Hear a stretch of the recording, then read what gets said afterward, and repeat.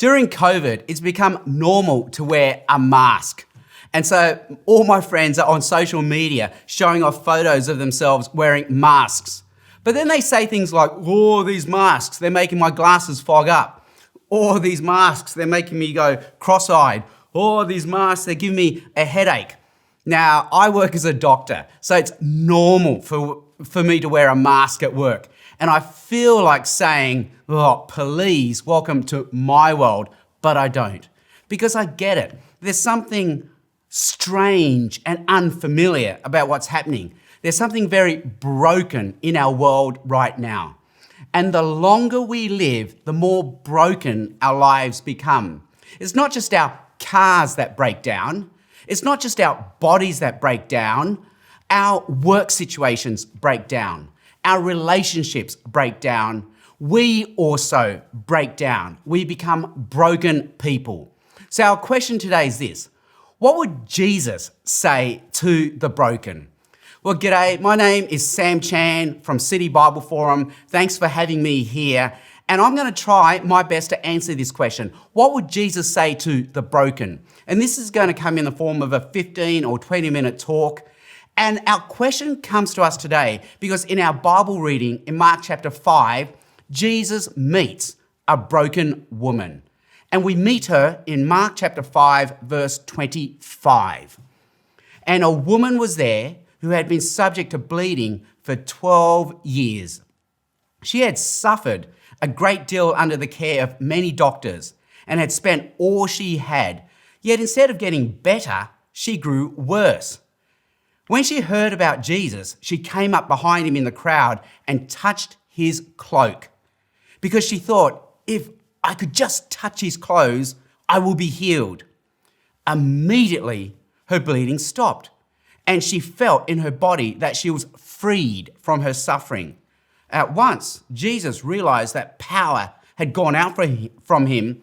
He turned around in the crowd and asked, "Who touched my clothes?" In this Bible reading, we meet a woman and her body is broken.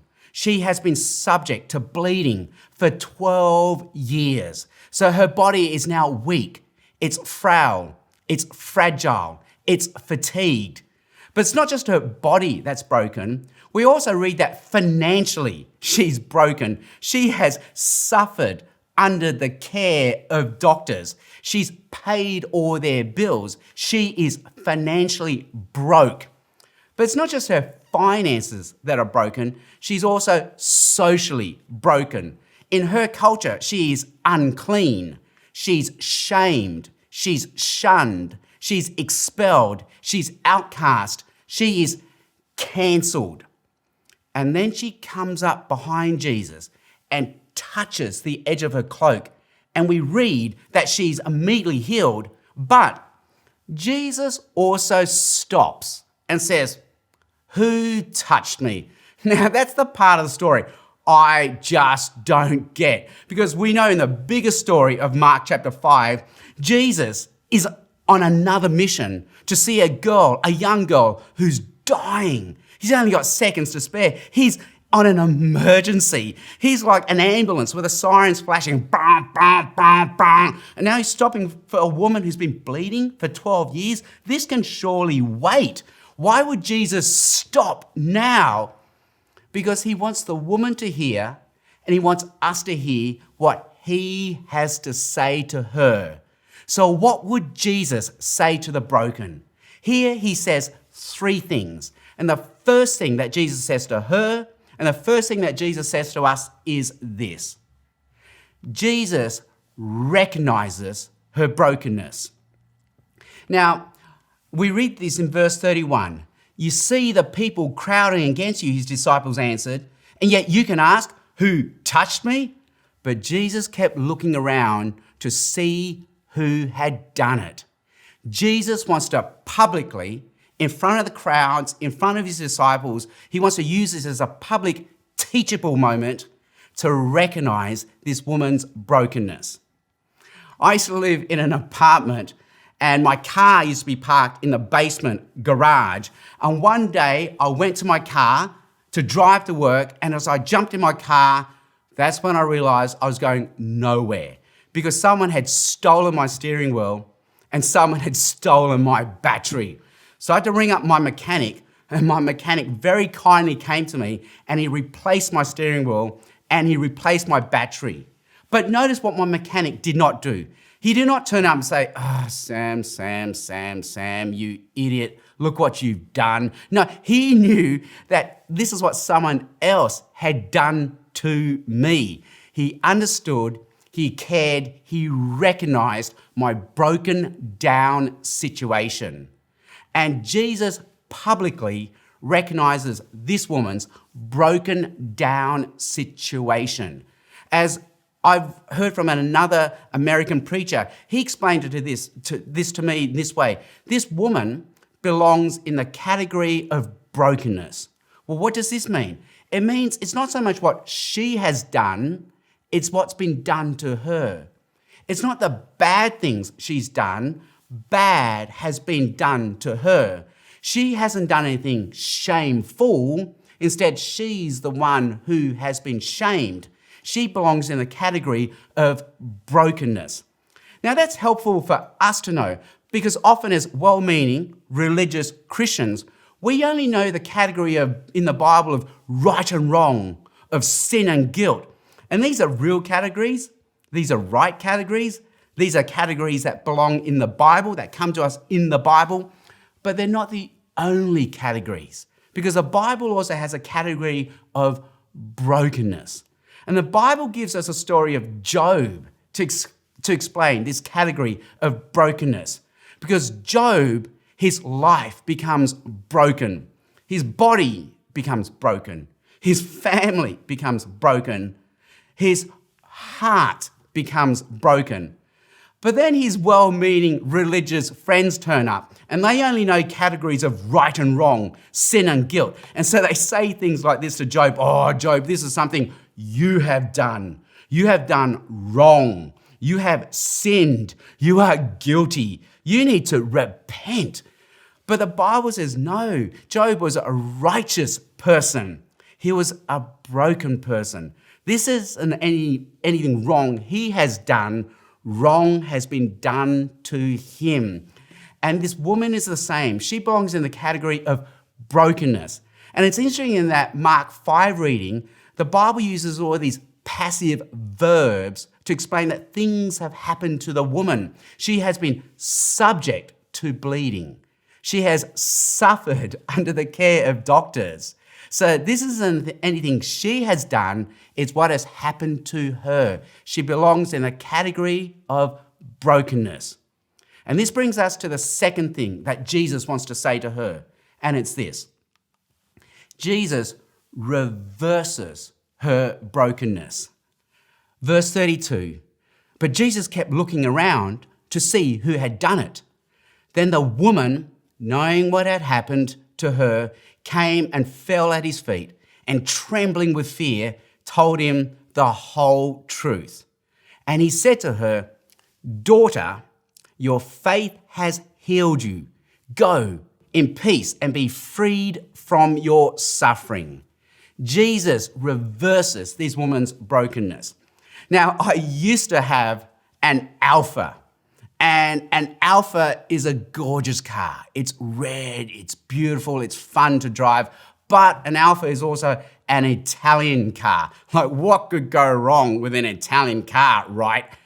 Everything. So my car was always breaking down. It used to break down so often that often it would be just parked on my front lawn for weeks or even months, not moving. So my wife, Stephanie, nicknamed it the garden gnome because that's exactly what it was. It was like a garden gnome, just parked on my front lawn, not moving. But one time I did get it moving and I remember driving it around, but suddenly it had no reverse gear. So there was one night I remember being stuck in Sydney because I was trying to do this 3-point turn, but I had no reverse gear. So I couldn't reverse. So instead I just kept going forward and forward and forward, and I kept getting more and more and more stuck. And this woman is the same. She is so broken. She has no reverse. She just gets more and more and more stuck in her brokenness. The more she bleeds, the more broken her body becomes. The more broken her body becomes, the more she bleeds. The more she is financially broken, the more she's in debt. But the more she's in debt, the more financially broken she becomes. And the more cut off she becomes from society, the more shamed she becomes. The more shamed she becomes, the more cut off she becomes. She becomes more and more broken. She cannot reverse. But Jesus comes and reverses her brokenness. Where she was once trapped, she's set free. Where she once had private shame, Jesus gives her public honor. Where she once had disorder and chaos, Jesus gives her peace, shalom. So what is this peace? What is this shalom? During the isolation lockdown period, we all played around with jigsaw puzzles. And we all know how jigsaw puzzles work. As we open the box, we begin with disorder, pieces everywhere. But bit by bit, as we assemble the puzzle, we bring more and more order until there's that final moment as we click the final piece into its right place and we have this moment, a moment of peace, shalom, because everything is where it should be. And Jesus comes and brings peace and shalom into this woman's life. Everything is where it should be. So how does Jesus bring peace to this woman? Well, this brings us to the third thing that Jesus says to this woman, and it's this. Jesus redefines her brokenness. Verse 34, and he said to her, "Daughter, your faith has healed you. Go in peace and be freed from your suffering." Jesus redefines her brokenness. She's now no longer the broken one. Instead, she's now a daughter, a child of God. My children are still at the age where I can do the daddy school drop-off. And I love doing the daddy school drop-off because that means every morning I get to hold their hand as I walk them. I get to hug them goodbye and I get to give them a kiss as they leave. But I know this is only going to last for a few more years because as they grow up, there's going to be that moment where they're not going to want to have a daddy school drop-off. They're not going to want me to hold their hand. They're not going to want me to hug them. And they're certainly not going to want me to kiss them in public, being like, Dad. But I'm okay with that because I understand as they grow up, they need to find their own identity.